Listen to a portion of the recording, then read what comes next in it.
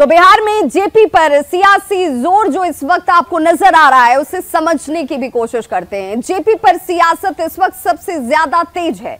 Bihar JP को अपनी विरासत मानता है।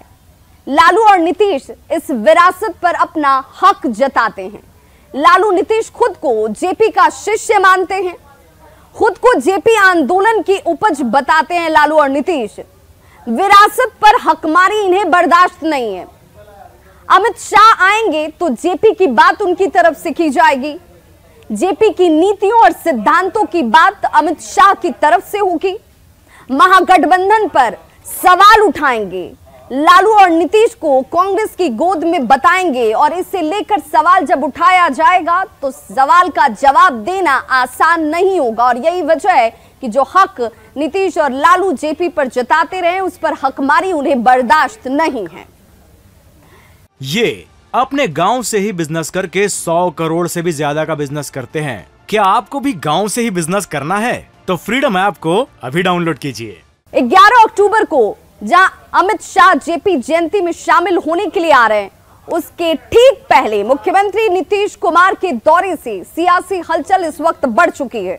बीजेपी ने अमित शाह के दौरे के पहले नीतीश कुमार के दौरे को बेचैनी बताया और कहा कि इसी बहाने अगर क्षेत्र का विकास होता है तो इसमें कुछ गलत नहीं है।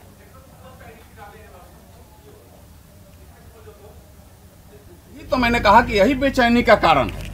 अभी तो मुख्यमंत्री जी का नागालैंड में कार्यक्रम तय था, मुझे जो जानकारी मिली है, लेकिन आज आनन फानन में रात में तय हुआ है। यही बेचैनी है और इससे हमें लगता है कि क्षेत्र के लोगों का विकास हो रहा है। अंधेरे ही सही, देर से ही सही, लेकिन गृह मंत्री जी का कार्यक्रम होने के बाद आंख अगर खुला है विकास की तरफ, यहाँ भी कुछ लोगों को जर्जर स्थिति से मुक्ति दिलाया जाए, तो इसके लिए मुझे लगता है कि अब हमारे गृह मंत्री जी ही उसके प्रेरणा के दायक है। सीबीआई ने नौकरी के बदले जमीन मामले में लालू प्रसाद और राबड़ी देवी के खिलाफ चार्जशीट दायर कर लिया है। चार्जशीट में लालू प्रसाद की बड़ी बेटी मीसा भारती का भी नाम है। लालू प्रसाद पर आरोप है कि लालू के रेल मंत्री रहते हुए ग्रुप डी में कई लोगों को नौकरियां दी गई और बदले में जमीन ली गई। ये जमीन लालू प्रसाद के परिवार के सदस्यों के नाम पर ली गई है और इस मामले में कुल 16 लोगों के खिलाफ चार्जशीट दायर की गई है। सीबीआई का आरोप यह भी है कि लालू परिवार के सदस्यों ने पटना में करीब 1.25 लाख वर्ग फुट ली हुई है।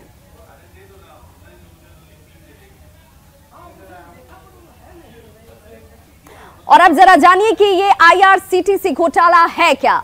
घोटाला नौकरी के बदले जमीन से जुड़ा हुआ है। लालू प्रसाद के रेल मंत्री रहते हुए ये आईआरसीटीसी घोटाला हुआ। 2004 और 9 तक लालू प्रसाद रेल मंत्री थे। सैकड़ों लोगों को बिना परीक्षा नौकरियां दी गईं। नौकरी के बदले कीमती जमीन लिखवाई गई है। लालू प्रसाद के मंत्री रहते शिकायत की गई। ललन और शिवानंद तिवारी ने शिकायत दर्ज की थी। मई में सीबीआई ने 17 जगहों पर इसे लेकर ताबड़तोड़ छापेमारी भी की। जमीन सीधे लालू प्रसाद के नाम पर नहीं ली गई और ना ही आई जमीन किसी और के नाम पर लिखवाई गई और बाद में उनके परिवार को गिफ्ट के तौर पर यह जमीन दे दी गई। और इसी को लेकर अब सीबीआई जो है वो कार्रवाई करती हुई और अब चार्जशीट दाखिल की गई है। बगहा की बात करेंगे, जहां गंडक नदी के जलस्तर में लगातार अब कमी दर्ज की जा रही है, जिससे लोगों ने राहत की सांस ली है। वाल्मीकि नगर बैराज से पानी का डिस्चार्ज भी अब घट चुका है। कल तक जो ये 4,45,000 क्यूसेक से ज्यादा था वो अब घटकर 3 लाख क्यूसेक हो चुका है। लेकिन दूसरी तरफ गोपालगंज में पानी अभी भी लोगों के लिए आफत बनी हुई है। कल वाल्मीकि नगर बैराज से 4,45,000 क्यूसेक पानी का डिस्चार्ज किया गया था और वो पानी अब गोपालगंज पहुंच रहा है। नए इलाकों में बाढ़ का पानी फैलता जा रहा है, जिससे लोगों की मुसीबतें बढ़ी हुई हैं। मांझागढ़ प्रखंड के नेमुआ, खाप, मकसूदपुर और कुचायकोट प्रखंड के काला मटिहनिया, फुलवरिया में पानी फैल चुका है। नदी का पानी अब घरों में प्रवेश कर गया है और यही वजह है कि लोग अब मजबूरन पलायन करने को विवश हैं।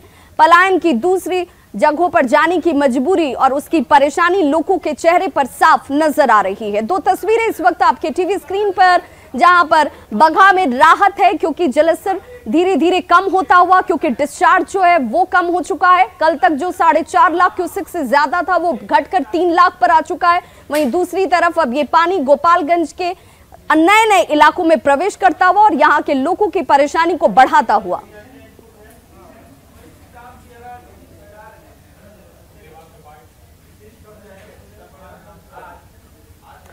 तो गोपालगंज में गंडक नदी का पानी अब नए